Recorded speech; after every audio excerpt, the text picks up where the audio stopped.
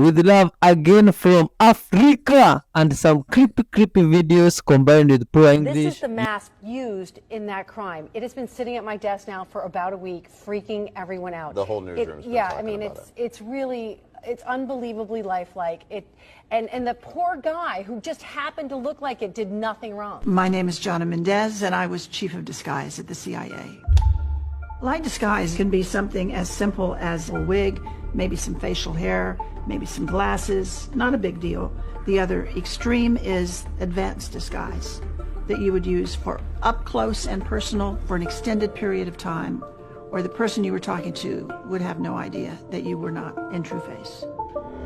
This is a series of photographs of when I met George H.W. Bush in the Oval Office and revealed to him that I was briefing him wearing a mask. When you go to disguise a person, the general idea is that you're going to meet with someone in this disguise and they're going to write a memo of the person that they just met with. We want every item in that memo that describes you to be wrong.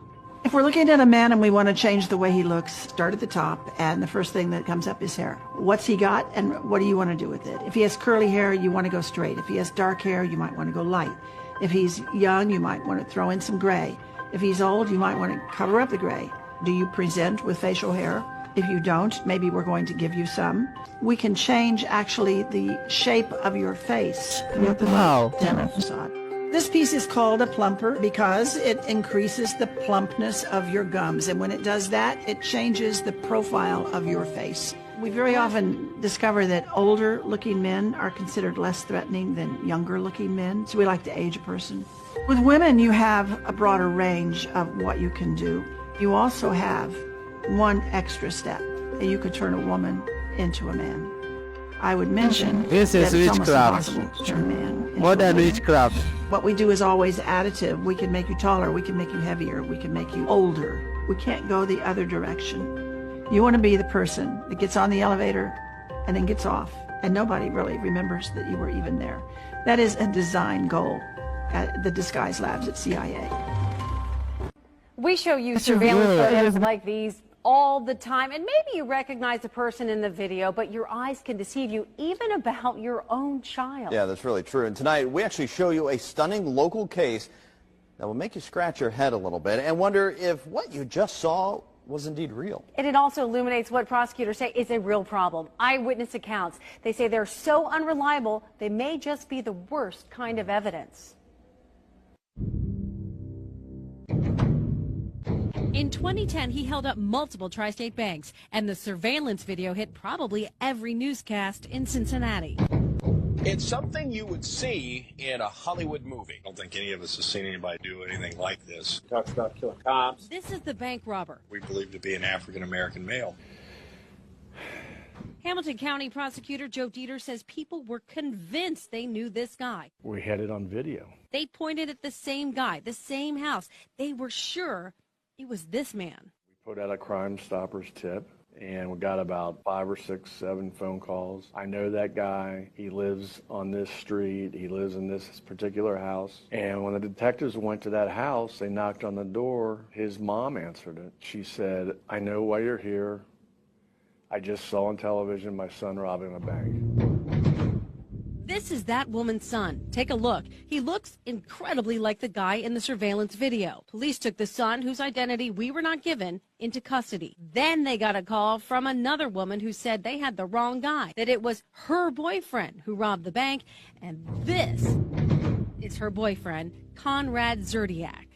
This guy is passionate White is convicted about crime, man. of a theatrical mask from Beverly Hills, which cost a few $1,000s. And it's very lifelike, and he had it on, and it looks like the guy they called Crime Stoppers about. I mean, his mom said His mother said it.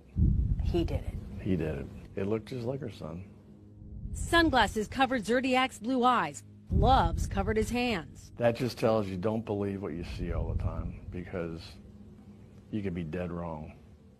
Based on one person's identification. You can't rely solely on identification. It's a recipe for some type of disaster. And I think a disaster is an innocent person in prison. He says eyewitness accounts are the worst kind of evidence. I would consider identification as one piece of evidence.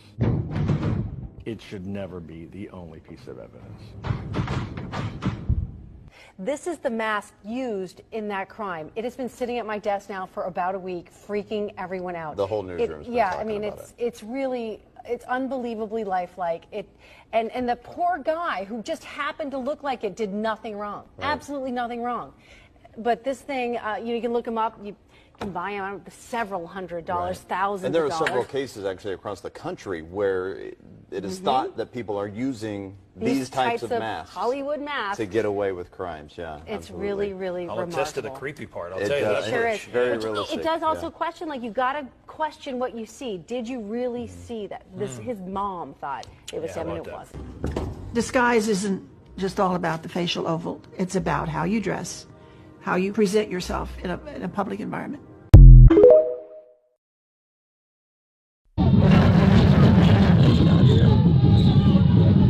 Mchawi akamatwa mchana kweupe. This is a witch that was caught midway towards their destination. It's like something happened with their mode of transport today, like a glitch or excessive prayers by the people around that caught the witch, man. You can see that's just crazy. When a queen is failing or dies or is not able to lay as many eggs anymore, the workers will make the decision that it's time to replace her. They will then raise multiple queens. In every hive, there are these little cups called queen cups, and they will find an egg in the queen cup, and they will feed that larva when it hatches royal jelly, which is what queens eat for their entire lifetime. And that royal jelly will cause the queen development of ovaries and the larger abdomen required for her to get her rear end down inside a cell to lay an egg. So once she's grown to an extent, they will then cap the cell and she will hatch in 16 days. Now they have made multiple queen cells. So what will happen when that queen is ready to hatch?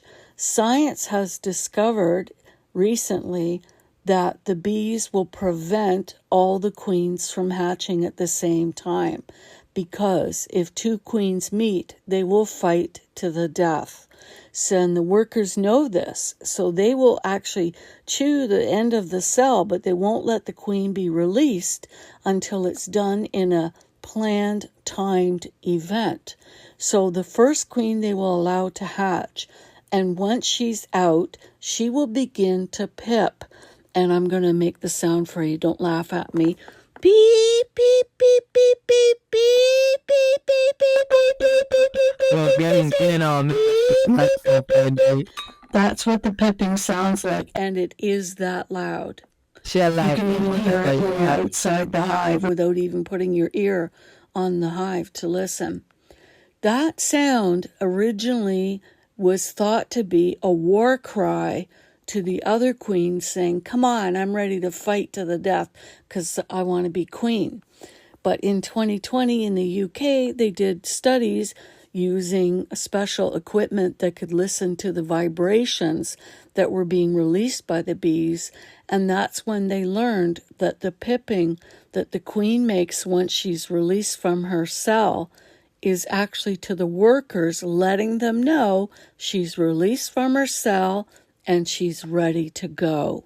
And that queen will then leave the hive. Many of the bees will swarm out with her and go. Now, when she does the pipping, the unhatched bees that are still in their cells will respond with a quacking sound. It's like quack, quack, quack, quack, quack, quack, quack, quack, quack, quack, quack, Please quack, guys quack, by quack, joining quack, the quack, wealthy quack, class, quack, the quack, membership quack, quack. platform. And it sounds like that. And again, it's that loud and you can hear it outside of the hive. And originally it was thought that the quacking was a response to the pipping saying, oh yeah, you want to be queen, I'll fight you. But no, the quacking is a response to the workers saying, I'm still in the cell. So then the bees, when they don't hear any more pipping, because that first queen has left, they will let the next queen come out. And then she will pip, saying, okay, I'm released, I'm good, I'm ready to go. and she will fly out and swarm out with some of the bees as well, and so on. And then when she pips, then there'll be quacking from any other queen that is still in a cell. And then once there's no more pipping, the workers will then let that quacking bee come out of the cell. And she will pip, and if there's no quacking in response, it means that she's the last queen, and she will stay in the hive and become the queen of that hive. The next thing that this virgin queen has to do is go out on multiple mating flights, going out to what's called drone congregation areas, which is like the 7-Eleven for male bees to hang out. And she will she'll go on multiple trips and mate with many male drones to fill up her spermatheca with the genetics of many different males. Then she'll return to the hive, and she will not leave the hive again until it's time to swarm out. And the whole process repeats itself all over again. Have you ever noticed when you're walking down City Street, there'll be a lot of international students around? Have you ever wondered where they go to college? There are ghost colleges all over Melbourne, and on paper these colleges provide thousands of international students with an opportunity to come to Australia and study. In reality, many of the colleges are near deserted day after day. This college I've been visiting for about 3 months, and I've seen a total of 3 students coming and going from it. An education visa is easier to obtain than a work visa to come to this country. Tens of thousands of students are enrolled in these ghost colleges. I'm standing out front of 190 Queen Street, where there are 20 registered international colleges in the one building. Among them is Stanford College, so if anyone ever tells you they went to Stanford College, you should probably ask them which one they went to. There's been a boom in these colleges, which are poorly run, signage is often handwritten, and attendance is barely checked. Registered for 1,500 students, and if you just look over here, this is the sign directing you for how to get into a better college. They claim to have hundreds of students, but after visiting these colleges for weeks, I've barely seen any. They're registered for 905 students. It's the 3rd time I've been back here, and I've only seen 2 or 3 students here at a time. Sometimes the lights are turned off. Schools in Melbourne's city centre are largely located in cheap office space. Almost a third of the colleges in central Melbourne are on Queen Street. And we have taken that virus and embedded it in the vaccine of the Stearns flu. I knew it. I knew it. You created a panic, and now everybody's begging for the vaccine. No. Demanding it with all the entitlement of a first world country. Yes. And now we have exactly what we want.